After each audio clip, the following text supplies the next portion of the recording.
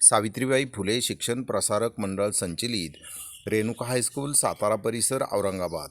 मैं सहशिक्षक श्रीहराले MV, विषय हिंदी, कक्षा 8वीं, लेक्चर नंबर 8, टॉपिक नेम जरा प्यार से बोलना सीख लीजिए। जरा प्यार से बोलना सीख लीजिए। लेखक रमेश दत्त शर्मा। परिचय। जन्म 1939, जलेसर, एटा, उत्तर प्रदेश। मृत्यु 2012। परिचय। शर्मा जी 50 वर्षों से पत्र पत्रिकाओं, रेडियो और टीवी के माध्यम से वैज्ञानिक दृष्टिकोण का प्रचार प्रसार करते रहे। आपको विज्ञान लेखन में दर्जन से अधिक पुरस्कार मिल चुके हैं। आप कक्षा 7वीं 8वीं से ही स्थानीय मुशियारों चचा जलेसर के नाम से शिरकत करने लगे थे। प्रस्तुत गज़ल के शेरों में शर्मा जी ने प्रेम से बोलना, सही समय पर बोलना, बोलने से पहले विचार करना, आत्मनियंत्रण रखना, मधुरभाषी होना आदि गुणों को अपनाने के लिए प्रेरित किया है। आपका मानना है कि हमेशा होठ सीकर बैठना उचित नहीं है। आवश्यकता के अनुसार आक्रोश प्रकट करना जरूरी है।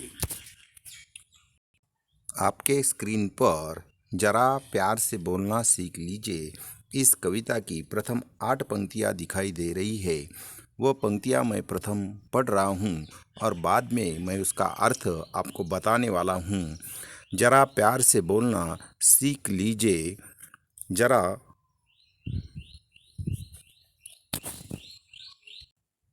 वाणी में शहद घोलना सीख लीजिए। जरा प्यार से बोलना सीख लीजिए। चुप रहने के यारो बड़े फायदे हैं। जुबा वक्त पर खोलना सीख लीजिए। कुछ कहने से पहले जरा सोचिए। ख्यालों को खुद तौलना सीख लीजिए। तो इस प्रकार ये 8 पंक्तियाँ हैं। इन पंक्तियों का अर्थ मैं बताने वाला हूँ कि अर्थात हमें मधुर भाषी बनना चाहिए कि हमारी जो वाणी है उसमें शहद जैसी मिठास होनी चाहिए। अर्थात हमें मधुर भाषी बनना है। तुम दूसरों से मीठे शब्दों में बात करो। जब भी बोलो प्यार से बोलो। तो हमें जब भी बोलना है तब प्यार से बोलना चाहिए। जब आवश्यकता हो तभी बोलो। और इस प्रकार हमें आवश्यकता के अनुसार बोलना चाहिए। अनेक अवसरों पर आवश्यकता नहीं होती तब भी हम सलाह मशवरा दिया करते हैं। जहाँ पर नहीं बोलना चाहिए वहीं पर हम बोल जाते हैं। दोस्तों, चुप रहने के अनेक लाभ हैं कि चुप रहने के बहुत सारे लाभ हैं। ऊर्जा बचती है। ऊर्जा, हमारे शरीर में जो ऊर्जा है उसकी बचत हो सकती है। समय की बचत हो सकती है। उस ऊर्जा और समय को किसी सकारात्मक कार्य में लगाया जा सकता है।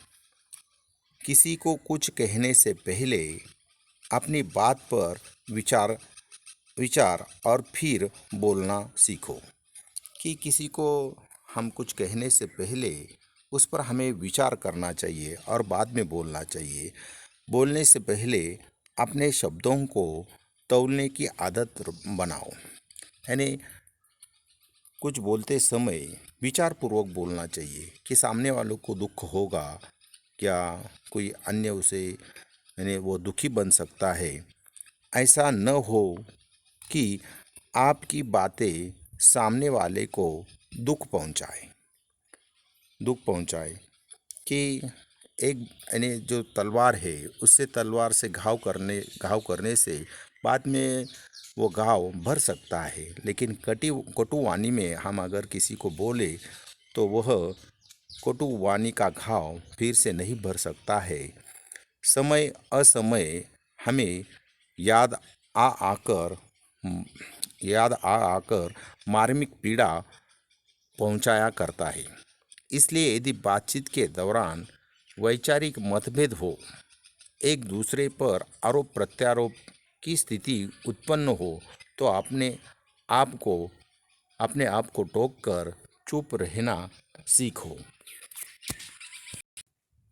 आपके स्क्रीन पर जरा प्यार से बोलना सीख लीजिए। इस कविता की उर्वरित 8 पंक्तियाँ दिखाई दे रही है। मैं वो पंक्तियाँ पढ़ रहा हूँ और बाद में मैं उसका अर्थ आपको बताने वाला हूँ। पटाखे की तरह फटने से पहले रोशनी के रंग घोलना सीख लीजिए। कटु वचन तो सदा बोते हैं कांटे, मीठी बोली के गुल रोपना सीख लीजिए। बात बेबात कोई चुभने लगे तो बदल कर उसे मोड़ना सीख लीजिए। ये किसी ने कहा है, होठ सीकर के बैठो, ज़रूरत पे मुंह खोलना सीख लीजिए। तो ये प्रथम 8 पंक्तियाँ, इन 8 पंक्तियों का अर्थ मैं अब बताने वाला हूँ। किसी भी परिस्थिति में दूसरे पर क्रोध में फट पड़ने के स्थान पर प्यार का प्रकाश फैलना कहीं उचित है, क्योंकि क्रोध की प्रतिक्रिया में क्रोध ही मिलेगा। तो इस प्रकार सामने वाले को अगर क्रोध से बातें की जाए तो वो भी आपके साथ क्रोध से ही बातें करेगा और बात हाथ से निकल जाएगी। यह तथ्य कभी नहीं भूलना चाहिए कि कड़वी बोली हमेशा संबंध बिगाड़ती ही है, और जो कड़वी बोली है तो उसके कारण संबंध बिगाड़ती ही है। कटु वचनों से कांटे ही मिलते हैं।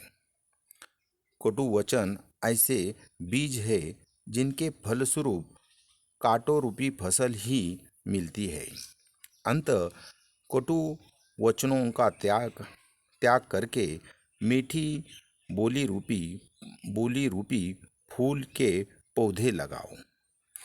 यदि बात करते करते कोई ऐसा प्रसंग आ जाए कि किसी की बात आपको या आपकी बात दूसरों को चुभने लगे, यानी एक दूसरे की बात एक दूसरे को चुभने लगे, तो बात को प्यार के मोड़ पर लाना सीखो, ताकि वातावरण की कटुता दूर हो जाए। पर साथ ही इस बात का भी ध्यान रखना चाहिए कि हमें अनुचित बात पर होठ सीकर यानी चुप भी नहीं बैठना चाहिए। यानी कोई किसी जगह अन्याय अत्याचार हो रहा है और वहाँ पर आप है खड़े, तो वहाँ पर यानी वहाँ पर आपको होठ सीकर बैठने से काम नहीं चलेगा। वहाँ पर जो अन्याय अत्याचार हो रहा है उसका डटकर मुकाबला करना चाहिए। शब्द वाटिका बेबात यानी बिना बात, सीकर यानी सिलकर, जुबा यानी जीभ अथवा मुंह, रोपना यानी बोना। Thank you.